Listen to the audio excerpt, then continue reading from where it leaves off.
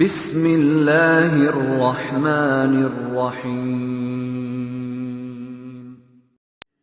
الحمد للہ رب العالمین والعاقبۃ للمتقین والصلاة والسلام علی سید الانبیاء والمرسلین اما بعد فاعوذ باللہ من الشیطان الرجیم بسم اللہ الرحمن الرحیم وما يضل به الا الفاسقین الذين ينقضون عهد الله من بعد ميثاقه ويقطعون ما امر الله به ان يوصل ويفسدون في الارض اولئك هم الخاسرون آمنت بالله صدق الله مولانا العظيم وبلغنا رسوله النبي الكريم الامين۔ اور وہی لوگ اس قرآن سے گمراہ ہوتے ہیں جو اللہ کے وعدوں کو توڑتے ہیں ان کے پختہ ہونے کے بعد، اور جو اللہ تعالیٰ نے حکم دیے ان کو وہ توڑتے ہیں، جس کا ان کو حکم ہوا کہ ان کو پورا کرو، اور زمین میں فساد پھیلاتے ہیں۔ یہی وہ لوگ ہیں جو نقصان بھی ہیں۔ الصلاۃ والسلام علیک یا سیدی یا رسول اللہ، الصلاۃ والسلام علیک یا سیدی یا حبیب اللہ، الصلاۃ والسلام علیک یا سیدی یا رحمۃ للعالمین وعلی آلک واصحابک یا حبیبی یا سیدی یا محمد رسول اللہ۔ اللہ تبارک و تعالیٰ کی لاتعداد بے شمار حمد و ثنا کے بعد درود و اسلام کا نذرانہ حضور تاجدار مدینہ سرور قلب و سینہ فیض مدینہ صلی اللہ تعالیٰ علیہ وآلہ وسلم کی بارگاہ میں۔ میرے واجب القدر بزرگ اور دوستوں نوجوان ساتھیوں، سورۃ البقرہ کی آیت نمبر 27 الحمدللہ ثم الحمدللہ اللہ تبارک و تعالیٰ کے فضل و کرم سے آپ کے سامنے تلاوت کرنے کا شرف حاصل کیا ہے۔ اس کے ذہن و ذہن میں سے انیک باتیں آپ کی گوش گزار کرنی ہیں۔ دعا ہے خالق کائنات زبان اور حق جاری فرمائے اور ہم سب کو سن کر عمل کی توفیق عطا فرمائے۔ میرے واجب القدر، اس آیت مقدسہ کا پچھلی آیت مقدسہ کے ساتھ بڑا گہرا تعلق ہے کہ پچھلی آیت مقدسہ میں اللہ تبارک و تعالیٰ نے فاسقین کا ذکر فرمایا، ان لوگوں کا ذکر فرمایا کہ جو بدنصیب قرآن کے ہوتے ہوئے بھی قرآن سے فیض حاصل نہ کر سکے۔ اب ان لوگوں کی 3 نشانیاں رب ذوالجلال نے اس آیت مقدسہ میں بیان فرما کر اس کے بعد ان کا نتیجہ بیان فرمایا۔ پچھلی آیت مقدسہ میں ان لوگوں کی نشانیاں یعنی وضاحت نہیں تھی، صرف اشارتاً رب ذوالجلال نے فرمایا کہ بعض وہ لوگ ہیں جو قرآن سے ہدایت نہیں بلکہ گمراہی حاصل کرتے ہیں۔ اس آیت مقدسہ میں اللہ تبارک و تعالیٰ نے ان لوگوں کی نشانیاں اس وجہ سے بیان فرمائی، علماء اکرام فرماتے ہیں کہ اس وجہ سے تاکہ کھوٹے اور کھرے میں فرق پتہ چل جائے۔ جب چیز کے کھوٹا ہونے میں پتہ چل جاتا ہے، انسان کو نشانیاں پتہ چل جاتی ہیں، تو پھر کھرا اس کے سامنے جیسے ہی آتا ہے وہ پہچان جاتا ہے کہ یہ بندہ کھرا ہے یا یہ چیز کھری ہے۔ تو آئیے قرآن پاک کا یہ اسلوب دیکھیے کہ رب ذوالجلال نے بڑے ہی سونے انداز میں، بڑے پیارے انداز میں خالق کائنات نے ان لوگوں کی نشانیاں بیان فرمائی۔ پہلے بیان فرمایا کہ وما یضل به الا الفاسقین، یعنی وہ لوگ جو فسق و فجور میں رہتے ہیں، وہ لوگ قرآن سے کبھی بھی ہدایت حاصل نہیں کر سکتے۔ فاسق لوگ، اب فاسق لوگ کون ہیں؟ خالق کائنات نے فرمایا جن کو قرآن گمراہ کرتا ہے، حالانکہ قرآن کیا ہے؟ ہدایت کا سرچشمہ ہے، لیکن جن کو قرآن گمراہ کرتا ہے وہ لوگ کون ہیں؟ آئیے دیکھیے، رب ذوالجلال نے فرمایا الذین ینقضون، الذین وہ لوگ ینقضون، ینقضون قدر نقد بمعنی کھولنا، لفظی معنی ہے نقد ینقضون، وہ کھولتے ہیں۔ کس چیز کو کھولتے ہیں؟ عہد اللہ تعالیٰ کے وعدے کو، یعنی کھولنا وعدہ ایک ایسی مضبوط رسی ہے، ایسی مضبوط گٹھان ہے کہ جس کو یہ گٹھان جب بندھ جائے تو پھر اس کو کھولا نہیں جائے گا۔ اس وجہ سے رب الجلال نے فرمایا الذین، وہ لوگ گمراہی حاصل کرتے ہیں، ینقضون عہد اللہ، جو اللہ تعالیٰ کے وعدوں کو کھولتے ہیں، یعنی ان کو پورا نہیں کرتے۔ میرے واجب قدر، عہد اللہ، اللہ کے وعدوں سے علماء کرام کی اس میں بحث ہے کہ وعدے سے کیا مراد ہے، کون سا وعدہ مراد ہے۔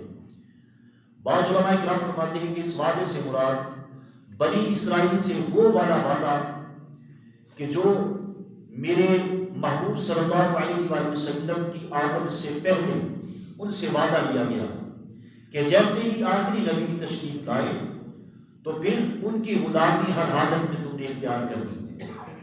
یہ وعدہ سابقہ تمام انبیاء اپنی امتوں سے لیتے آئے، اور ان امتوں نے بھی اپنے انبیاء علیہ السلام سے اس چیز کا وعدہ لیا کہ بے شک ہم آخر زمان پیغمبر کی جیسا ہی زمانہ پائیں گے، ہم ان کی غلامی اختیار کریں گے۔ اس وعدے سے مراد وہ والا وعدہ ہے۔ بعض علماء کرام فرماتے ہیں کہ اس وعدے سے مراد منافقین کا وہ والا وعدہ ہے جو اسلام لاتے ہیں اور وعدہ کرتے ہیں، یعنی قسمیں کھا کھا کر لوگوں کو، مسلمانوں کو یقین دلاتے کہ ہم مسلمان ہیں۔ وہ جو وعدہ کرتے تھے اس وعدے کا ذکر خالق کائنات نے اس آیت پر سب بیان فرمایا۔ بعض علماء کرام فرماتے ہیں کہ اس وعدے سے مراد میثاق والا وعدہ ہے۔ میثاق میں 3 طرح کا وعدہ لیا گیا۔ سب سے پہلے اللہ تبارک و تعالیٰ کی ربوبیت کا، الست بربکم۔ دوسرا وعدہ انبیاء علیہ السلام آج سے وعدہ لیا گیا کہ اے نبیوں کی جماعت، جس کا قرآن میں بھی ذکر ہے، اے نبیوں کی جماعت، تمہاری نبوت کا ڈنکا بج رہا ہو، ہر بندہ تمہاری عزت و احترام کر رہا ہو، تمہارا کلمہ پڑھ رہا ہو، اس دوران میرا عظمتوں والا نبی تشریف لے آئے تو اے نبیوں کی جماعت، تم لوگوں نے اپنی نبوت کو چھوڑ کر میرے محبوب کی غلامی اختیار کرنی ہے۔ بعض لوگ کہتے ہیں، بعض علماء کرام فرماتے ہیں کہ اس وعدے سے مراد وہ والا وعدہ ہے۔ اور میثاق میں تیسرا وعدہ علماء کرام سے لیا گیا کہ تم کبھی بھی حق کو نہیں چھپاؤ گے۔ تو میرے واجب قدر، واللہ ورسولہ اعلم، اللہ اس کا بہتر رسول جانتا ہے کہ اس وعدے سے مراد کون سا وعدہ ہے۔ بلکہ تینوں ہی وعدے اس آیت مقدسہ میں ایک لفظ میں جمع ہو گئے۔ خالق کائنات نے فرمایا وہ لوگ قرآن سے کبھی بھی ہدایت حاصل نہیں کر سکتے، یا صاحب قرآن کو دیکھنے کے باوجود ہدایت حاصل نہیں کر سکتے، جو لوگ اللہ کے وعدوں کو توڑتے ہیں۔ آگے ارشاد فرمایا من بعد میثاقہ، توڑتے کب ہیں؟ اس کے مضبوط ہونے کے بعد، یعنی جب میثاق وثق بمانا مضبوط ہونا، یعنی جب مضبوطی سے پہلے وعدہ کر لیتے ہیں، اس کے بعد اس وعدے کی گٹھان کو کھول دیتے ہیں۔ آگے ارشاد فرمایا وَيَقْطَعُونَ مَا أَمَرَ اللَّهُ، وَيَقْطَعُونَ، اور توڑتے ہیں۔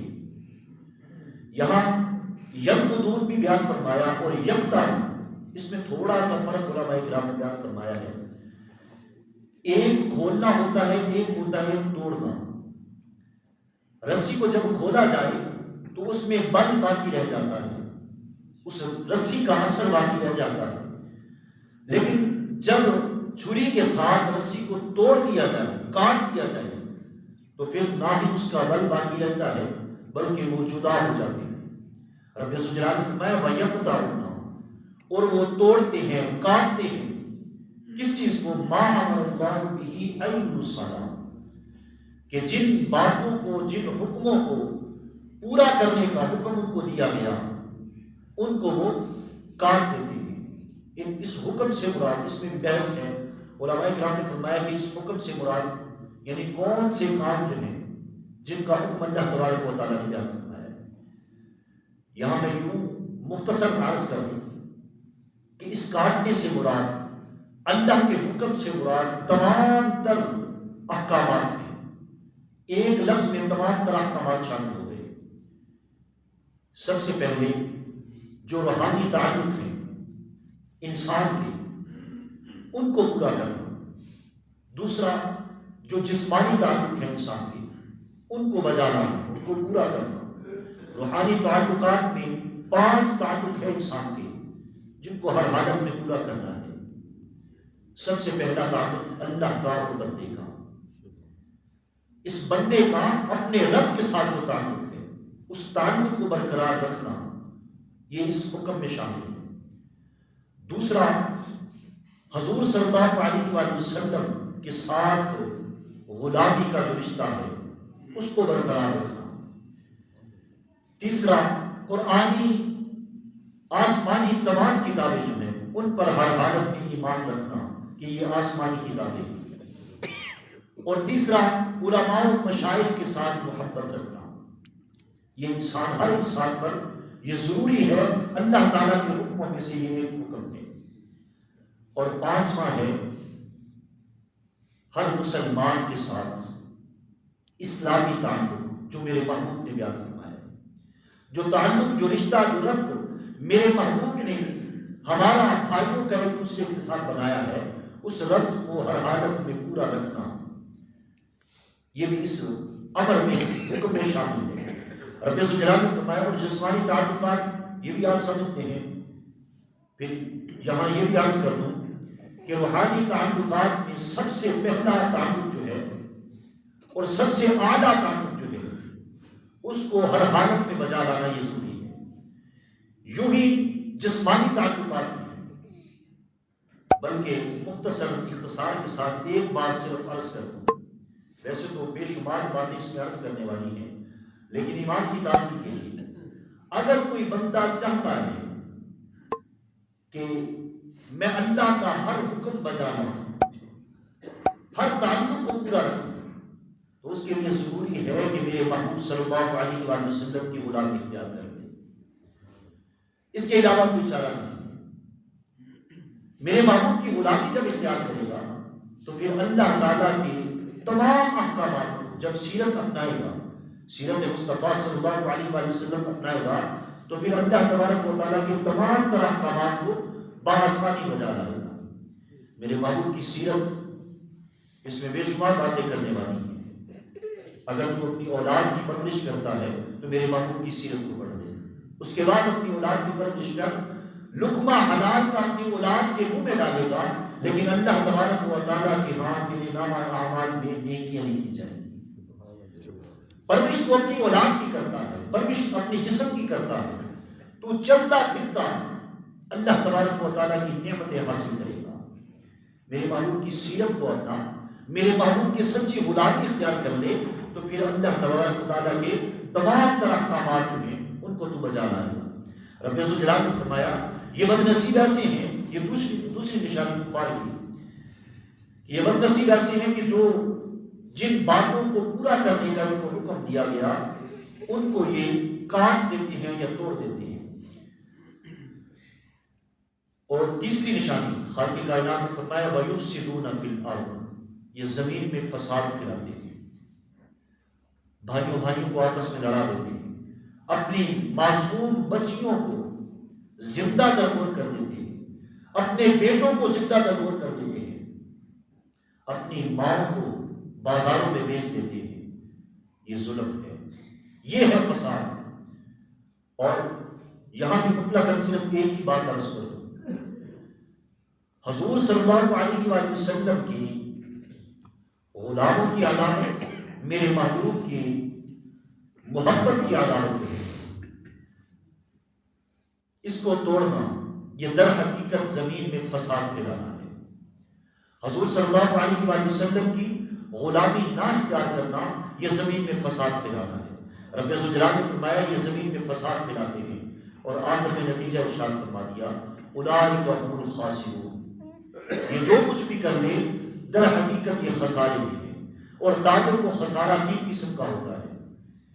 تاجر انسان جو ہے اس کو خسارہ پہلی قسم یہ کہ جو یہ خرید کر لایا، جو چیز تاجر خرید کر لایا، اس میں اس نے نفع حاصل نہ کیا، یہ بھی خسارہ ہے۔ اور دوسری قسم یہ کہ جو چیز یہ خرید کر لایا اپنی اصل پونجی جو ہے وہ بھی دے آیا اور اس کے ساتھ نفع تو کیا حاصل کرنا تھا، گھاٹے کا سودا کر لیا۔ اور تیسری قسم تجارت کی خسارے کی یہ ہے کہ تاجر گیا تجارت کرنے کے لیے، جو چیز اس نے خریدی، جس کی اس نے تجارت کی، وہ بھی چوروں کے ہاتھوں میں دے آیا اور اصلی جمع پونجی جو ہے وہ بھی چوروں کے ہاتھوں میں دے آیا۔ یہ کافرین بد نصیب ایسے ہیں، ان کا خسارہ جو ہے یہ تیسری قسم کا خسارہ ہے کہ نیکیاں کرتے بھی ہیں لیکن اس کے باوجود ان نیکیوں کا ان کو کوئی بھی حاصل نہیں ہے۔ اللہ تبارک و تعالیٰ کی بارگاہ میں دعا ہے خالق کائنات ہر قسم کے خسارے سے ہمیں محفوظ فرمائے۔ رب ذوالجلال قرآن پاک کو سمجھنے کی، سمجھ کر عمل کرنے کی بھی توفیق عطا فرمائے۔ آمین ثم آمین وآخر دعوانا